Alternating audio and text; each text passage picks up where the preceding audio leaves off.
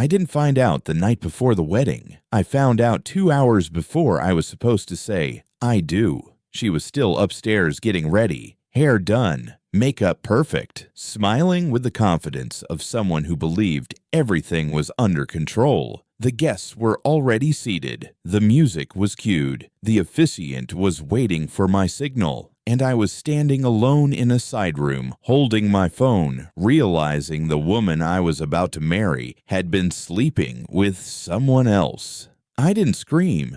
I didn't confront her. I didn't cancel the wedding. I walked down the aisle, and what I did at the altar didn't just end a marriage that hadn't started yet. It rewrote every power dynamic in that room.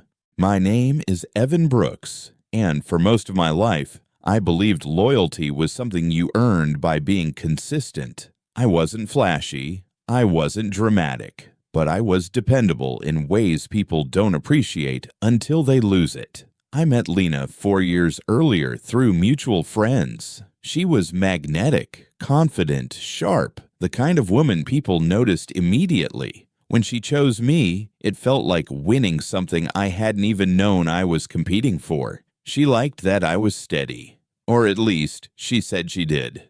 We built a life slowly, apartment first, then a house, shared routines, shared plans. When I proposed, she cried hard enough that strangers applauded. Everyone said we were perfect. That's how it always looks before the truth surfaces. The wedding planning was intense. Her parents were involved in everything: venue, guest list, seating arrangements. Money flowed freely. Expectations, too. I stayed out of the spotlight, handled logistics, paid my share, made sure nothing fell apart. I thought that was partnership. What I didn't see were the cracks forming in places I never thought to look. Lena started working late more often, talking about pressure, about how everyone expected her to be perfect. She became distant in small ways, missed calls, short replies, distracted conversations.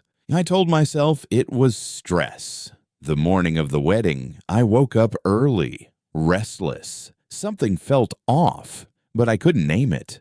My phone buzzed while I was tying my tie. A message from a number I didn't recognize. You don't know me, but before you get married today, you deserve to know the truth. There was an attachment. I opened it, and my entire understanding of the last 6 months collapsed. The attachment was a video, 32 seconds long. No shaky camera, no blur, no ambiguity. Lena's laugh was unmistakable. The same laugh she used when she was relaxed, unguarded. The same one I'd heard 1,000 times in our kitchen at night. She was in a hotel room, not ours. Not any place she'd ever mentioned. And she wasn't alone. The man with her wasn't a stranger either. That was the part that settled hardest in my chest. I recognized him instantly. Mark Caldwell, one of her father's closest business partners, a regular at family dinners, a man who'd toasted us at the engagement party. He was married, he had kids, and he was standing behind my fiancée with his hands on her waist, whispering something that made her tilt her head back and smile. There was a timestamp. 2 weeks ago. I didn't watch the video twice. I didn't need to.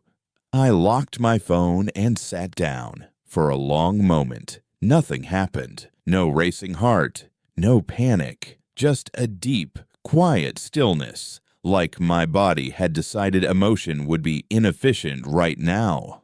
I checked the time. 98 minutes until the ceremony. Upstairs, Lena was probably laughing with her bridesmaids, sipping champagne, unaware that everything she thought was secured was already gone. My phone buzzed again. Another message. I'm sorry to do this today, but you weren't the only one being lied to. There was nothing else attached. No demand, no explanation, just the truth, delivered cleanly and without mercy. I stood up, straightened my jacket, and looked at myself in the mirror. The man staring back at me didn't look devastated. He looked focused. I could have gone upstairs, could have confronted her, could have ended it quietly, spared everyone the embarrassment. But then I thought about something. about how many people in that room believed they knew me, about how many people had watched me play the dependable role and assumed that meant I wouldn't act, and about how Lena had made her choices believing she controlled the narrative. I wasn't interested in revenge. I was interested in truth, delivered at full volume.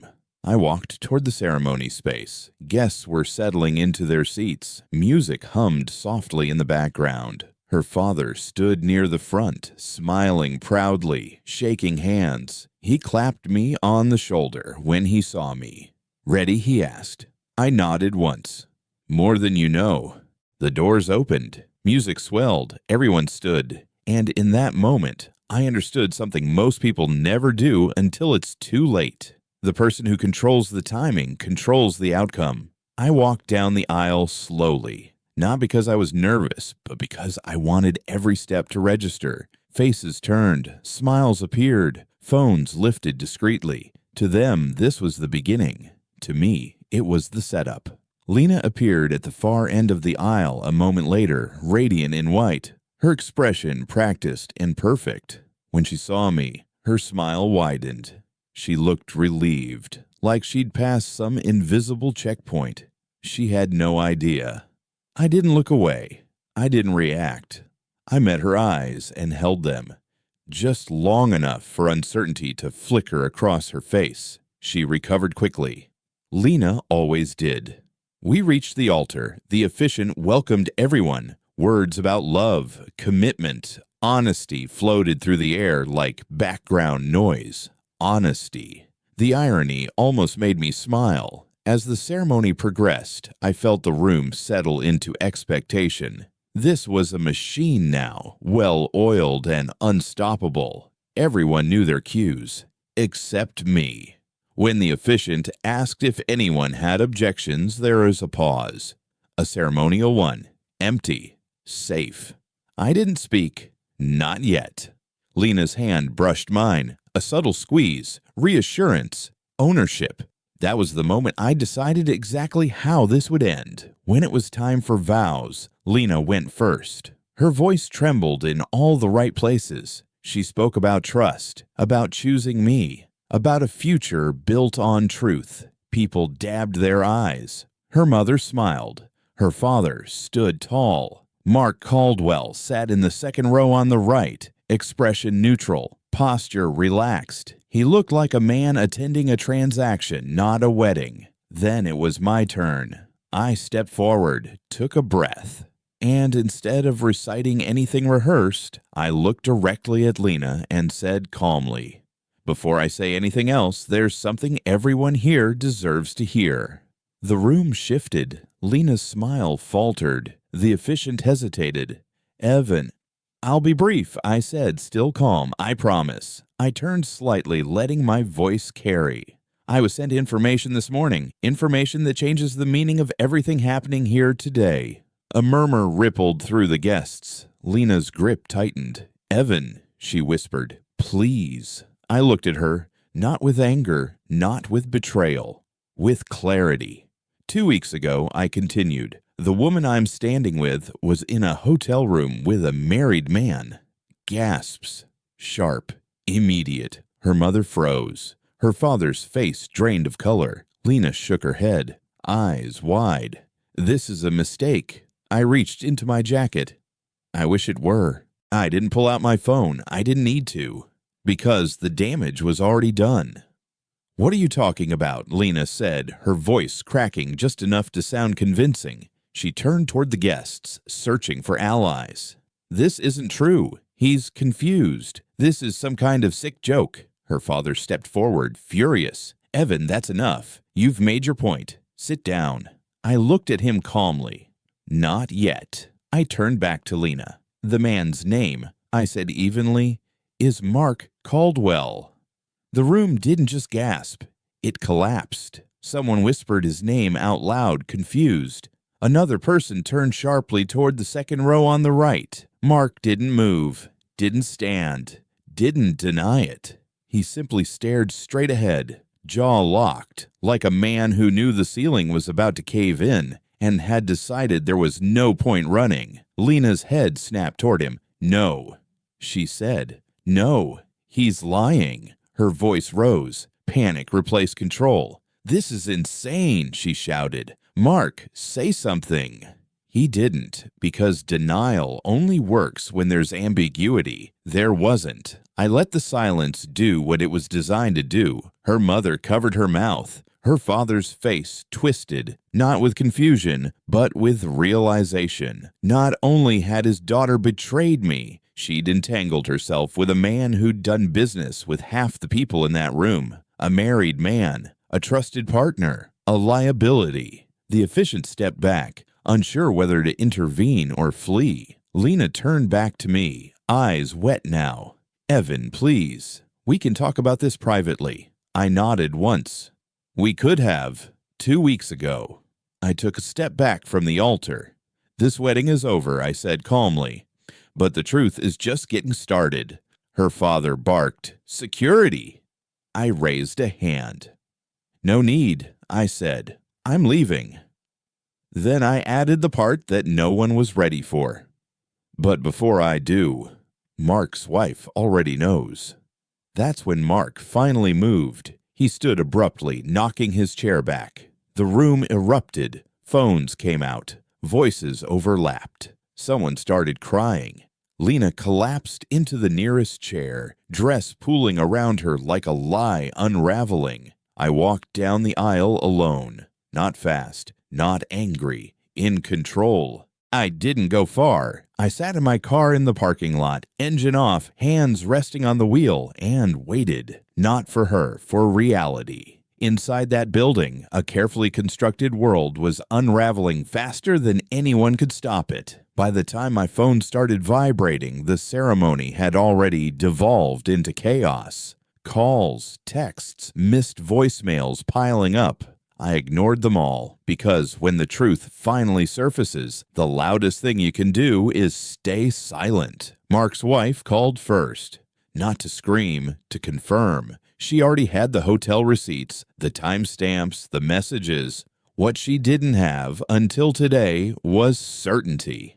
I gave it to her. Lena's parents tried next. Her father left 3 voicemails in under 10 minutes. His tone shifted each time. Anger to disbelief to panic. Because this wasn't just personal anymore. Mark Caldwell's name wasn't just attached to an affair. It was attached to boards, contracts, charities, a public image built on stability and trust. And all of it was bleeding. By evening, the story was everywhere it could be without hitting the news. Group chats, industry circles, quiet calls between people who suddenly needed distance. Mark resigned from 2 boards within 48 hours. His firm announced an internal review.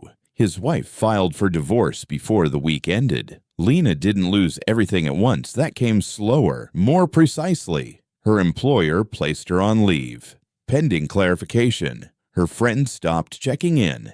Invitations disappeared. Not because people didn't care, because scandal is contagious. She tried to reach me again that night. Then the next. Then the next. I never blocked her. I simply didn't respond. That hurt her more than any message ever could. Lena found me 2 weeks later. Not at my apartment. Not through messages. At the place she knew I'd be, the coffee shop I went to every Sunday morning. Same time, same table. She stood there for a long moment before I looked up. She didn't look like a bride anymore. She looked like someone who'd aged a year in 14 days. "Can we talk?" she asked. I nodded toward the chair across from me. "You can sit." That was all the invitation she got. She sat carefully, like the ground might give out if she moved too fast. "I didn't plan it," she said immediately. "It wasn't supposed to happen that way." I stirred my coffee. "That's usually how choices introduce themselves," I replied. She swallowed. I was scared. "Of what?" "Of marrying the wrong future," she said. "Of realizing too late that I'd settled." I met her eyes for the first time. "And you thought cheating was how you'd confirm that?" Tears welled, but didn't fall. I didn't think you'd find out, she whispered. There it was, not regret for what she'd done, regret for losing control of the story. Mark told me he'd handle it, she continued, that nothing would change. I nodded slowly. Men like that always do. She flinched. I lost my job, she said. My friends, my reputation. I didn't respond. I thought, maybe we could start over, she said quietly. Not now. Someday. I leaned back. This wasn't a mistake, I said calmly. It was a decision, and decisions don't reset just because the outcome hurts. She looked at me like she was seeing me for the first time. You're not angry, she said. No, I replied. I'm finished. That was the moment it finally landed. Not the wedding, not the exposure, not the fallout. This. The understanding that she hadn't just lost a relationship, she'd lost access. I thought you were predictable, she said softly. I smiled once. That's what made it easy for you to underestimate me. She stood up slowly. I'm sorry, she said. I know, I replied.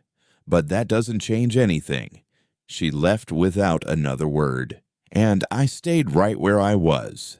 Because shock doesn't always come from yelling. Sometimes it comes from watching someone realize, too late, that the man they betrayed never needed revenge. He only needed the truth.